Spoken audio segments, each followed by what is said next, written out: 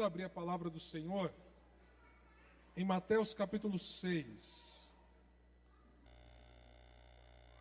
Nós estaremos lendo o verso 9 ao verso de número 13. Ainda bem que as crianças estão saindo bem alegres, né?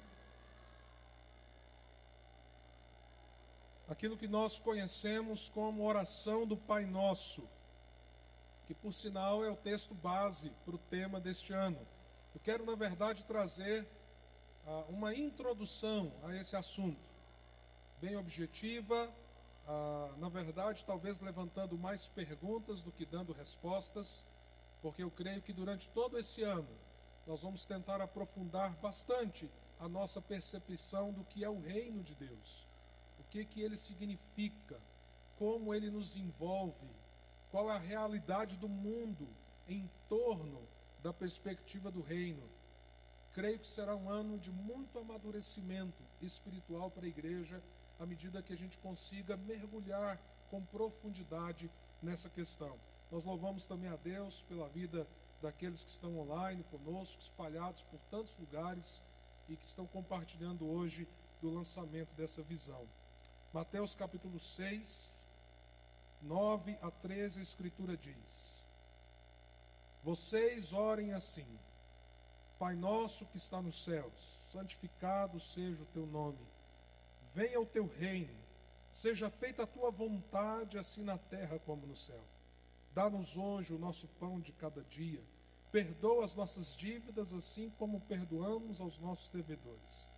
E não nos deixes cair em tentação, mas livra-nos do mal, porque teu é o reino, o poder e a glória para sempre. Amém.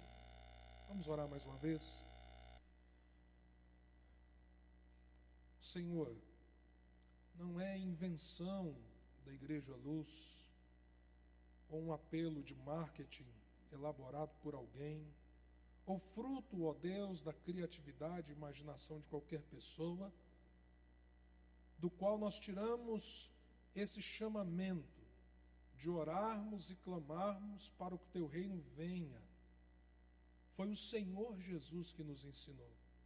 Foi o Senhor Jesus que disse que nós deveríamos orar assim. Mas, ó Deus, como temos orado pouco nessa direção. Talvez porque não tenhamos ainda compreendido a riqueza da visão, da realidade do teu reino e como isso nos cerca e como isso define, ó Deus, o nosso propósito de vida, a nossa caminhada na história e o rumo futuro de todas as coisas. Por isso, ó Deus, nós queremos sim nos despertar para orarmos que o reino do Senhor venha, um reino que já está aqui e que ao mesmo tempo não está na sua plenitude. Mas nós queremos orar com discernimento, com conhecimento da tua palavra, com os motivos corretos e com um coração cheio do desejo de que o Senhor seja glorificado, ó Deus. Por isso, Senhor, aquilo que o Senhor começará nessa noite, abrindo o nosso coração para essa temática, que o Senhor possa, no decorrer desse ano, construir em nós valores, princípios, escolhas tremendas, provindas da tua palavra. É a nossa oração em nome de Jesus. Amém. Todos nós já tivemos uma fase, ou ainda estamos nela, em que nós temos dúvidas sobre o como orar. É muito comum quando alguém aceita Jesus e começa a sua caminhada cristã, ele sentir constrangimento. Mas como que eu falo com Deus? Como que eu começo a orar? Como que eu digo alguma coisa? Será o que eu tenho que dizer e de que modo eu preciso dizer? Jesus estava caminhando com seus discípulos e esse tipo de dúvida e necessidade espiritual estava acontecendo no coração deles. Eles precisavam serem orientados quanto à vida de oração. Até porque Jesus acabara de fazer uma crítica profunda à religiosidade dos fariseus, que gostavam de orar em lugares públicos, serem vistos pelas pessoas, demonstrarem uma pseudo-espiritualidade diante dos homens, quando na verdade, como o próprio Senhor Jesus disse num outro momento, eles eram como sepulcros vazios. Jesus então ensina os seus discípulos a orar. E na verdade, a oração do Pai Nosso não é uma reza. Nós podemos inclusive repeti-la várias vezes na nossa vida. Eu me lembro quando criança, era muito comum na escola dominical, nas igrejas presbiterianas pelas quais eu passei, terminar a escola dominical, todo mundo recitando a oração do Pai Nosso. Não há problema você orar a oração do Pai Nosso, mas você não pode rezar a oração do Pai Nosso. Qual é a diferença de uma coisa para outra? É que uma reza é uma repetição constante, em que inclusive aquilo que você repete parece na sua cabeça ter poder pela repetição. Aquela ideia, reze tantas vezes tal oração, como se ao fazer isso, você criasse então um tipo de desempenho que fizesse com que Deus tivesse que agora te atender. Isso não é bíblico. Inclusive, nesse capítulo, Jesus combate. Ele diz, os gentios são assim. Eles acham que se eles repetirem, serão ouvidos. E Jesus diz, não orem assim. Então, quando nós compreendemos a oração do Pai Nosso, na verdade, nós temos nela, a gente repetindo ela muitas vezes ou não, nós temos os princípios mais importantes para a vida de oração. E, meus amados irmãos, oração não é um detalhe na vida cristã. Oração é uma disciplina central. Sem oração, qualquer um de nós estará abatido espiritualmente. Sem oração, não temos discernimento espiritual. Sem oração, não temos encorajamento diante das lutas. Sem oração, somos de fato afetados por toda oposição do maligno contra nós com muito mais facilidade. Por isso que a palavra diz que nós devemos orar incessantemente. E aqui nós recebemos os princípios. E é interessante que a oração começa justamente nos chamando à intimidade com Deus e à adoração a Deus. Pai nosso que estás nos céus, santificado seja o teu nome. A oração nos conclama, como discípulos do Senhor Jesus, a reconhecer que Deus é o nosso Pai. Pai perfeito, Pai justo, Pai amoroso, Pai cuidadoso, mas Ele não é o equivalente ao nosso pai humano, por melhor que o nosso pai humano tenha sido, ou o inverso, por pior que ele tenha sido na nossa história. Ele é o Pai que está nos céus, Ele está entronizado sobre todas as coisas, por isso o nome dEle ser santificado, não que o nome se torne mais santo, mas ser respeitado na sua santidade, é algo que nós devemos almejar e desejar, porque o nome dele deve ser adorado. E há uma coisa tremenda na oração do Pai Nosso, porque ela nos dá liberdade diante desse Pai tão amoroso, tão presente, tão real, mas ao mesmo tempo tão majestoso e tão grande, de colocar as questões mais importantes da nossa vida. Podemos orar sobre as necessidades que nós temos, o pão nosso de cada dia. Podemos orar sobre os nossos relacionamentos e devemos fazer isso. Senhor, me ajude a perdoar as pessoas que têm me ofendido, como o Senhor tem me perdoado. Somos chamados a orar na nossa luta contra o mal. Senhor, não me deixe cair em tentação. Somos ensinados a pedir constantemente a graça e a misericórdia do Senhor, porque nós somos fracos. E somos evidentemente conclamados a reconhecer que o poder, a glória pertencem a Ele. Mas há uma questão aqui importante. Diante do tema que nós temos e diante do desafio que o Senhor coloca nesta oração. Por que a primeira petição, logo depois de glorificar e adorar ao Pai, e isso Jesus nos ensina, adorando a Ele, por que Jesus nos coloca como primeira petição, pedir que o reino de Deus venha? Antes de orarmos por pão, antes de orarmos para conseguirmos administrar os relacionamentos, antes de orarmos para vencermos o pecado e o mal, antes de orarmos sobre as outras coisas, por que orar? Venha o teu reino. Ah, meus amados irmãos, porque a percepção e o conceito de reino era central na vida de Jesus. Tão central que quando João Batista se levanta para preparar o caminho do Senhor, qual era a pregação que ele anunciava?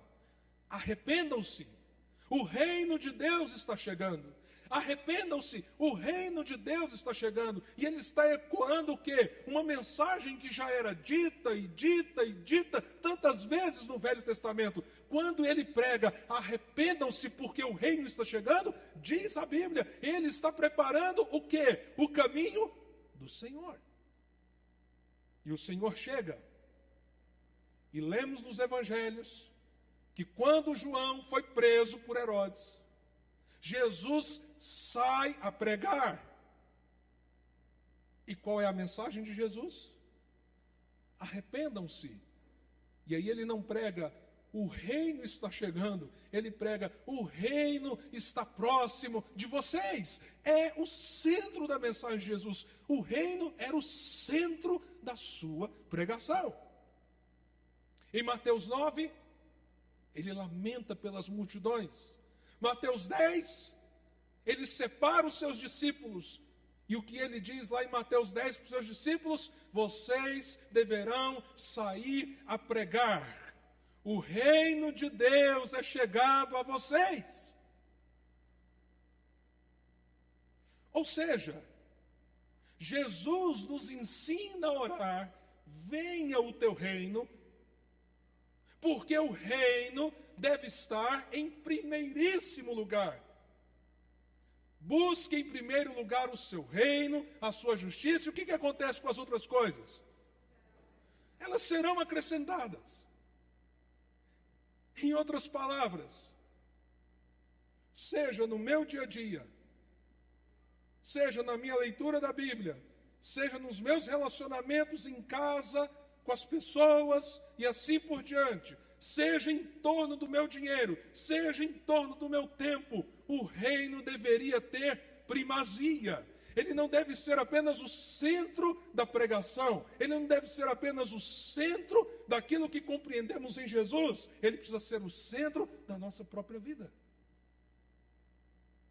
E por isso, a gente deveria orar, e orar a oração do reino muito antes da gente orar pela profissão, pelos estudos, pelo vestibular, pelo dinheiro que a gente precisa essa semana para cobrir as nossas necessidades, pela saúde, porque não anda muito bem, pelas pessoas que amamos, e assim, e assim, e assim. Antes de tudo, nós deveríamos clamar, venha o teu reino, Senhor.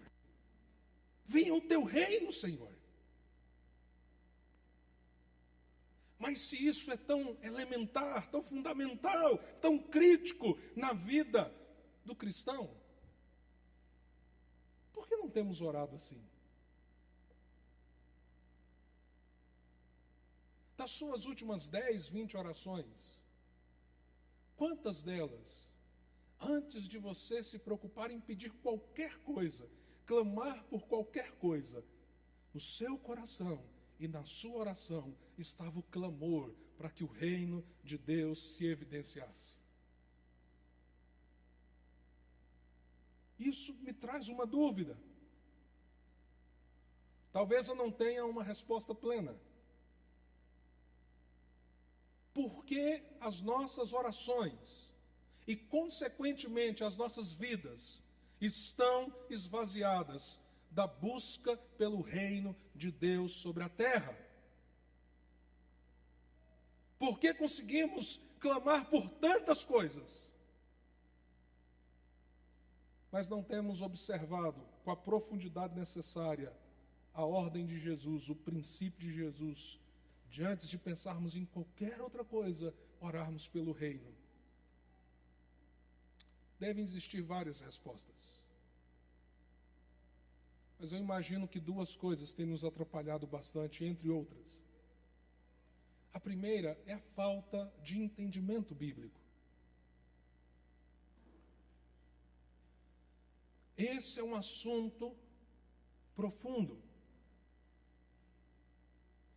refletir sobre o reino de Deus requer a disposição de sair da superfície da reflexão bíblica e aprofundar num oceano profundo da verdade e da realidade espiritual.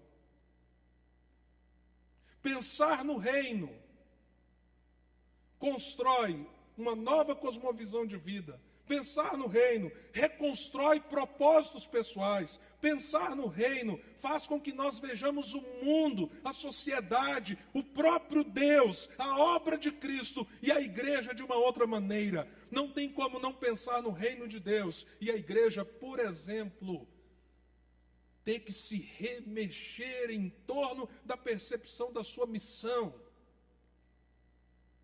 e do que é ser igreja. Pensar no reino mexe com as escolhas diárias e práticas. E a falta de pensar no reino, a falta de refletir sobre o reino, a falta de conhecimento sobre o reino, nos torna cristãos imaturos. Nos traz perguntas que nos incomodam profundamente, ou que a gente às vezes nem faz, porque elas parecem perigosas, quando nós deveríamos ser mais audaciosos. Por exemplo, ao ver o que acontece todos os dias nos noticiários, mulheres grávidas sendo baleadas, crianças sendo abusadas, governos sendo injustos, corrupção sistêmica. Nós deveríamos fazer algumas perguntas. Se fazemos, entramos em crise. Porque se não conhecemos sobre o reino de Deus, não vamos ter as respostas. Cadê Deus? Onde Ele está? O que Ele está fazendo? Aquela criança que foi violentada no parque, morta. Onde está Deus no meio disso tudo? Fome, miséria. Gente que está aí roubando, ludibriando, enganando, e parece se dar bem. Onde está Deus no meio disso tudo?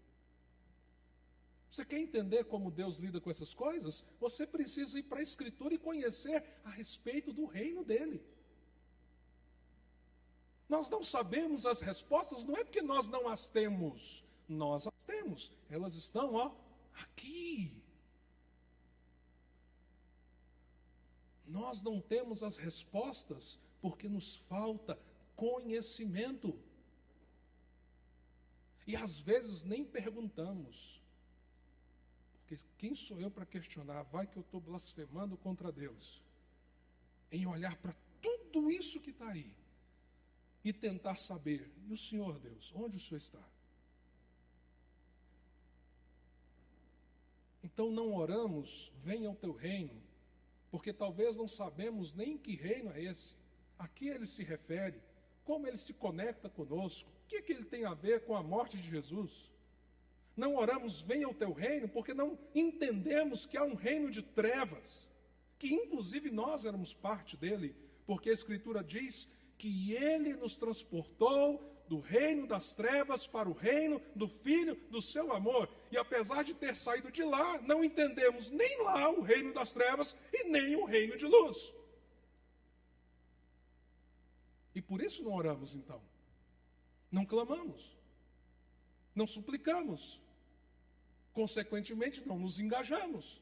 Não trabalhamos. Não servimos. Não atuamos. Mas há também um segundo motivo, que para mim nasce do primeiro. Os dois estão muito conectados.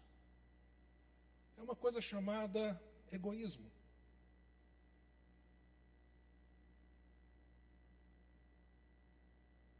A gente às vezes não ora nem assim, o pão nosso de cada dia nos dá hoje. A gente ora assim, Senhor, o meu pão. Dá hoje o meu pão, Senhor. Ele não consegue nem orar no plural. Porque estamos tão voltados para a nossa própria necessidade pessoal, para os nossos desafios, para os projetos que temos e como desejamos que eles aconteçam, então nós criamos um tipo de oração que achamos que Deus está pronto para ouvir, mas nós precisamos ter muito cuidado, porque quando perdemos a dimensão do reino de Deus, nós passamos a olhar para quê? Apenas para nós mesmos. E tem um tipo de crente especificamente, que quando ele perde a dimensão do reino de Deus, aí que ele vira egoísta mesmo. Ele vira um cara mesquinho.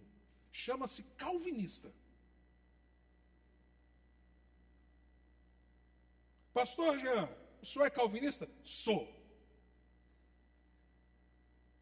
Você quer ver um calvinista virar um fariseuzão daqueles?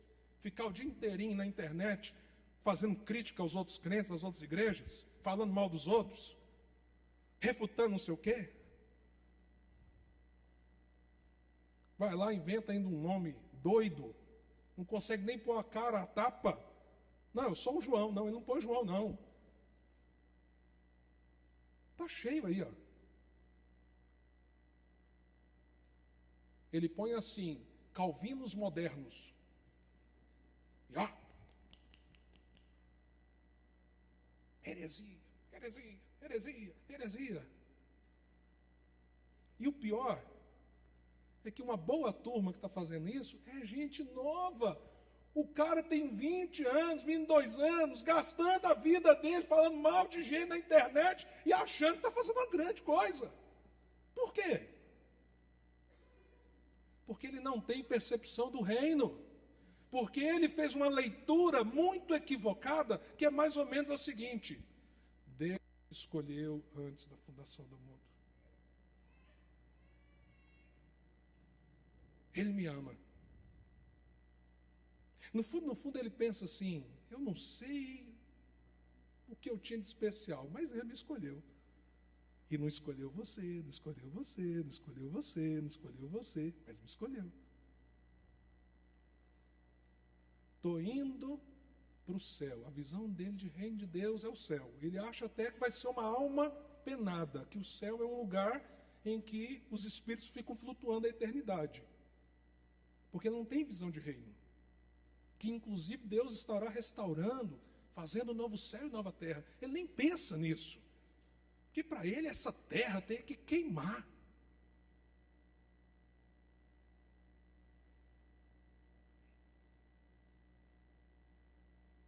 Calvino ia dar uma lapada nesse povo se ele estivesse vivo. Porque a Escritura, sempre que fala da eleição, ela fala do propósito da eleição. Bendito seja o Pai do nosso Senhor Jesus Cristo, que nos deu toda sorte de bênçãos espirituais, que nos escolheu Ele antes da fundação do mundo, para sermos santos e irrepreensíveis diante dEle,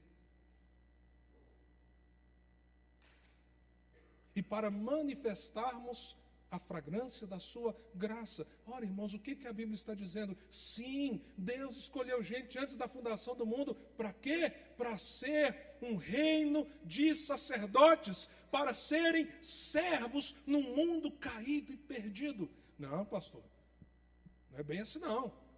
Não. 1 Pedro 2,9. O que a Bíblia diz? Vós sois raça eleita. Alguém lembra? Nação santa, que são... Não, vamos parar aí só um minutinho. Você é tudo isso. Quem diz é a Bíblia, né? Vós sois raça eleita, sacerdócio real, nação santa, povo de propriedade exclusiva de Deus. Esse tipo de cabeça que tira o reino, para aí. Para aí. Está vendo o que eu sou? Oi! Mas como vocês iam continuando, o texto não para aí. A fim de. O que, gente?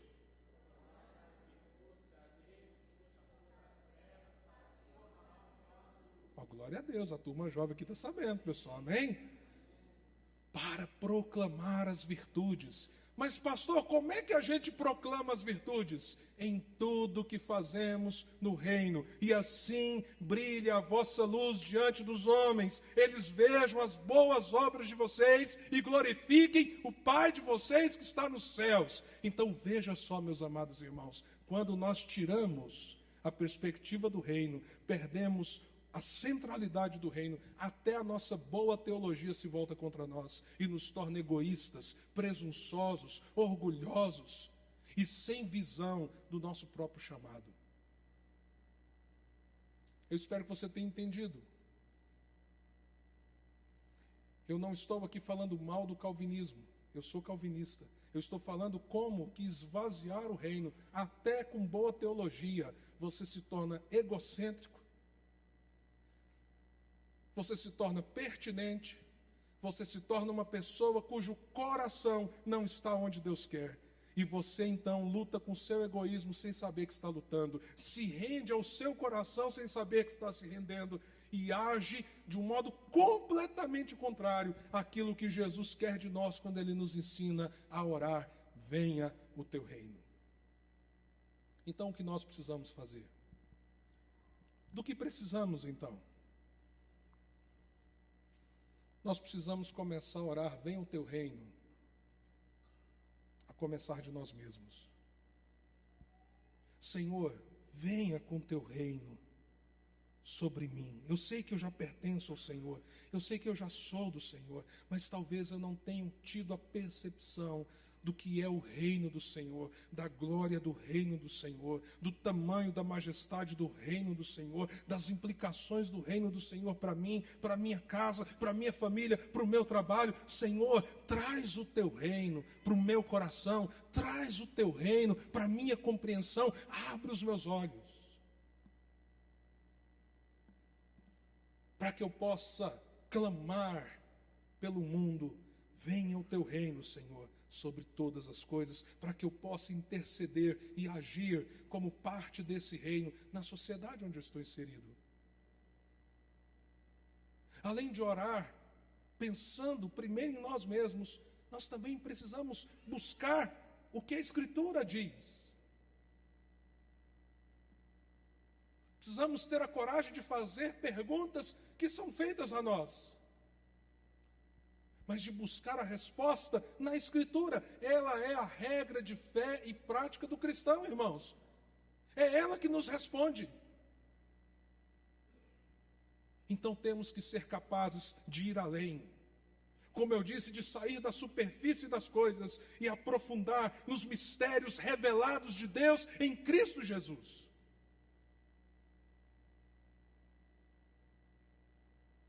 Precisamos nos arrepender.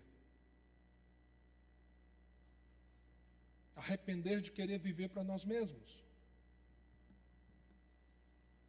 De querer que todas as coisas sejam centradas em nós e para nós. De achar que Deus tem uma obrigação com a gente de resolver todos os nossos problemas particulares. E nós nos tornamos então tão ansiosos. Nos tornamos pessoas tão ensimismadas. Nos tornamos pessoas que não conseguem ver a dor do outro, porque a gente está ocupado com o cantinho da unha que está doendo, enquanto o outro está fraturado e arrebentado. Então precisamos dizer: Senhor, me dá um coração sensível.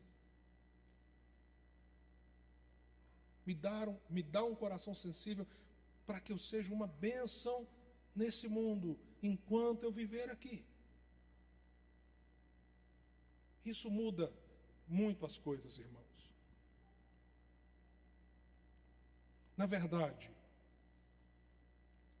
há uma coisa que se esvazia quando nós não entendemos e não vivemos a partir do reino, e nem sequer oramos pelo reino de Deus sobre a terra.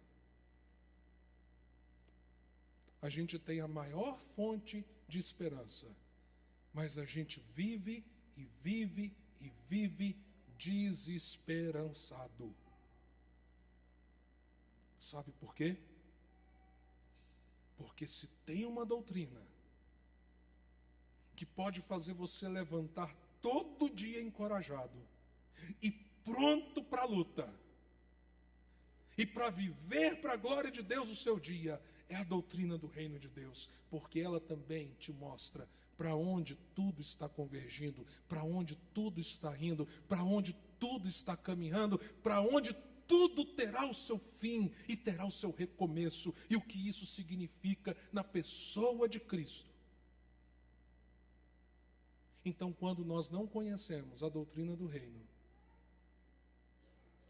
nós costumamos pôr mais a nossa esperança no dinheiro, na formação, nas oportunidades práticas da vida, na saúde, quando ainda temos, e assim por diante. Quando nada disso, nada disso deveria ser a nossa fonte de esperança nos dias em que caminhamos sobre a terra. A nossa fonte de esperança, ela é tão tremenda que disse o apóstolo Pedro na sua segunda epístola, que nós vivemos com uma esperança numa herança imarcessível de glória, que não pode se corromper, não vai ter corrupto para roubá-la, não pode ser violentada porque está guardada nas mãos de Deus, então violência nenhuma a alcança. Não pode ser derrubada pela morte, nem pela enfermidade, nem pelo caos. E essa esperança está no reino de Deus que está vindo na sua plenitude, mas é o mesmo reino que já está próximo de nós.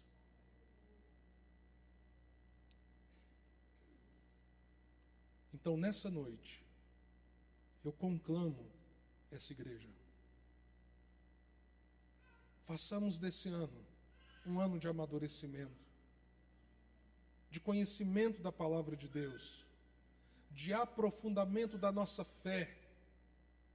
Mais do que isso, façamos desse ano um exercício constante, perene, muitas vezes árduo, muitas vezes difícil, muitas vezes desafiador, mas maravilhoso, de viver para a glória do Senhor, debaixo do reino dEle, colocando o reino dEle como primeira coisa na nossa vida. E aí nós vamos poder olhar para frente. Esperança nas eleições de 2018? Não. Esperança de uma alegriazinha do Brasil, campeão da Copa do Mundo na Rússia? Isso é muito pouco, muito pequeno. Esperança que esse ano eu consigo ser promovido? Isso é insignificante. Esperança de que eu vou concluir os meus estudos? Isso é bom, mas ainda é pequeno. Esperança que eu vou ganhar dinheiro? Amém? Ganhe dinheiro. Para quê?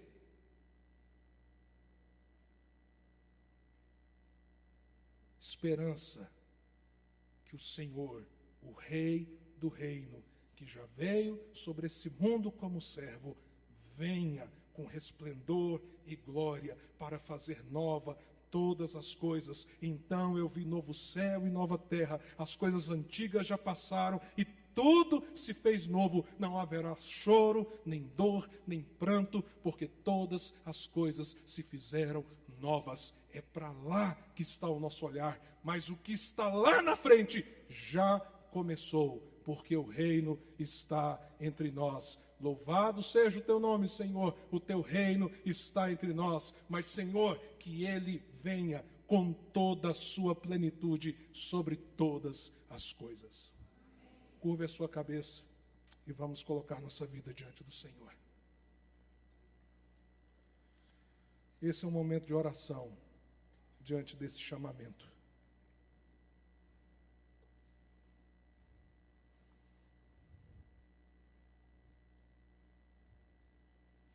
Diga ao Senhor: venha o teu reino, Senhor. Venha o teu reino.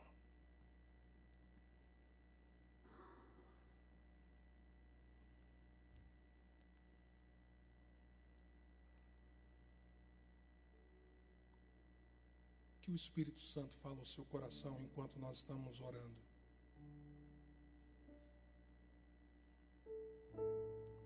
Há uma canção que nos projeta para essa perspectiva da eternidade do reino de Deus. Eu queria que você continuasse a oração. Enquanto nós vamos adorar o Cordeiro de Deus, o leão da tribo de Judá, o rei que está sentado no trono,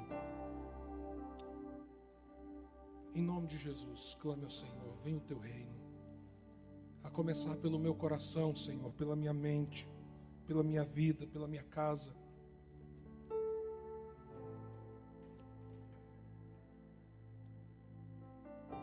Vamos adorar aquele que se assenta no trono do céu.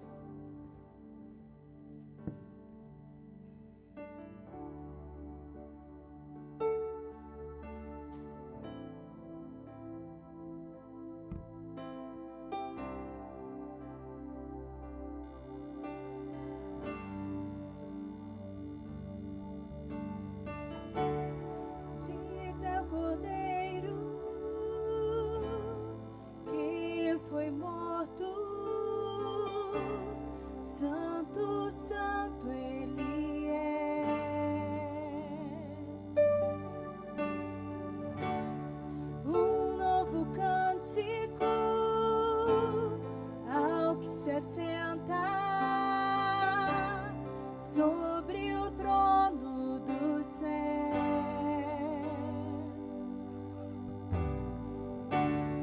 digno ao Cordeiro que foi morto, santo, santo Ele é. Um novo cântico senta sobre o trono do céu.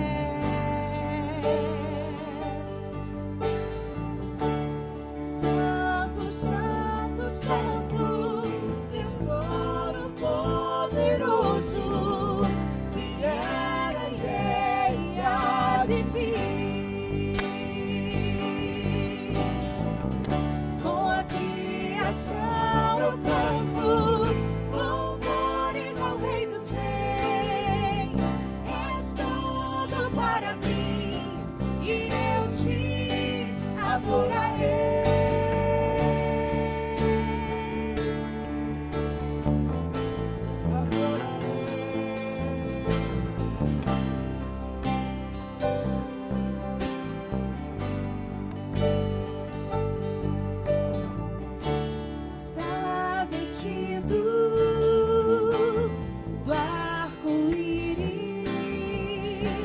Sons de trovão, luzes, relâmpagos,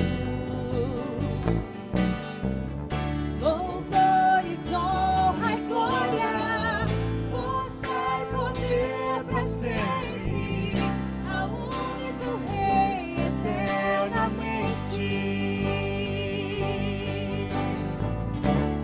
Santo, santo, santo, Deus Todo-Poderoso, que era e há de vir.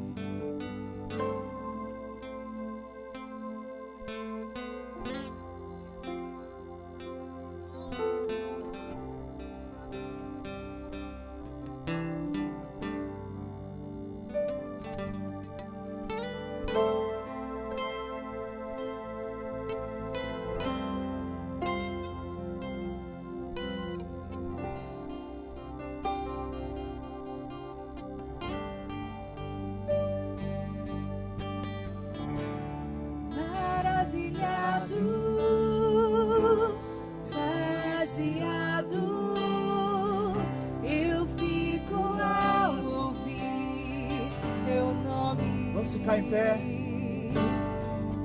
Jesus, seu nome é força, é fôlego de vida, misteriosa, água viva.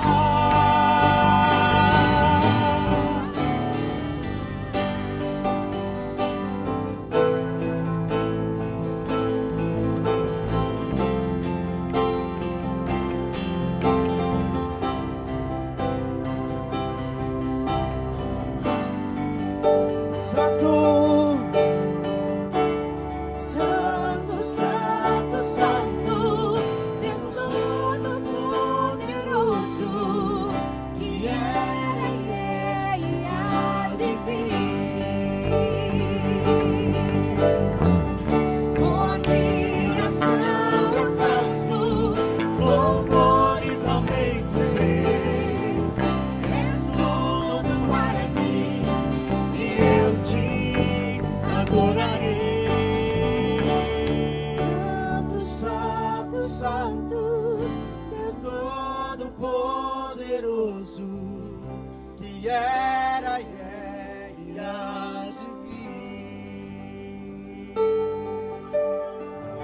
Com a criação eu canto louvores ao Rei dos Reis. És tudo para mim e eu te adorarei. Santo, Santo, Santo, Deus Todo-Poderoso, que era e é e há de vir. Com a criação eu canto louvores ao Rei dos Reis. És tudo para mim e eu te adorarei.